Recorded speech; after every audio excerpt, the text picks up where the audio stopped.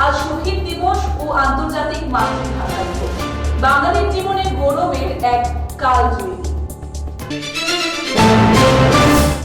আন্তর্জাতিক মাতৃভাষা দিবস উপলক্ষে তথ্য সংস্কৃতি দপ্তর, শিক্ষা দপ্তর এবং বাংলাদেশ সরকারি হাই কমিশনের যৌথ উদ্যোগে এক বর্ণাঢ্য শোভাযাত্রা অনুষ্ঠিত হয়।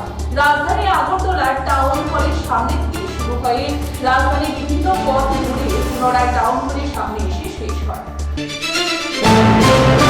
বিদ্যালয় শিক্ষা দপ্তরের উদ্যোগে আগরতলা টাউন হলে মুখ্যমন্ত্রী মানিক সাহার হাত ধরে আন্তর্জাতিক মাতৃভাষা দিবস উদযাপন করা হয়। এছাড়া উপস্থিত ছিলেন বাংলাদেশ সরকারি হাই কমিশন আরিফ মোহাম্মদ, তাছাড়াও শিক্ষা দপ্তরের বিশেষ সচিব রেভেন হেমেন্দ্র কুমার, শিক্ষা দপ্তরের অধিকর্তা এম শর্মা সহ তথ্য সংস্কৃতি দপ্তরের অধিকর্তা বিম্বিসার ভট্টাচার্য সহ অন্যান্যরা। গভীর রাতে কমলাসাগর বিধানসভার কোনাবুল রামকৃষ্ণ আশ্রমে মশলা কোম্পানিতে নিষিদ্ধ দলের হানা। মশলা কোম্পানি থেকে প্রচুর পরিমাণে মশলা, সিসিটিভি ক্যামেরা ও কম্পিউটার সহ প্রচুর জিনিস নিয়ে যায় চোরের দল। এবার দুষ্কৃতিকারীরা তাণ্ডব চালায় এক হতদরিদ্র কৃষকের ফলাদি জমিতে। রাতের আধারে ঝিঙে ক্ষেত, ঝিঙে গাছ নষ্ট করে দিল একদল দুষ্কৃতিকারী। ঘটনা সোনামুড়া থানাধীন গরুর বাঁধ এলাকায়। ডাবল ইঞ্জিন সরকারের আমলে রাজ্যে কচি কাঁচা দিয়ে পাট গান করা হচ্ছে সাউন্ড বক্স দিয়ে।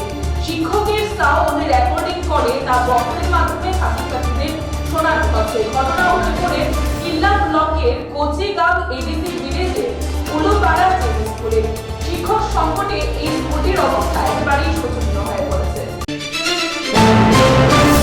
নিখোঁজ গৃহবধূ প্রিয়া সরকার অবশেষে ফিরে আসলেন ঘরে, আর এসে স্বামী ও শাশুড়ির বিরুদ্ধে বধূ নির্যাতনের মামলা দায়ের করলেন থানায়।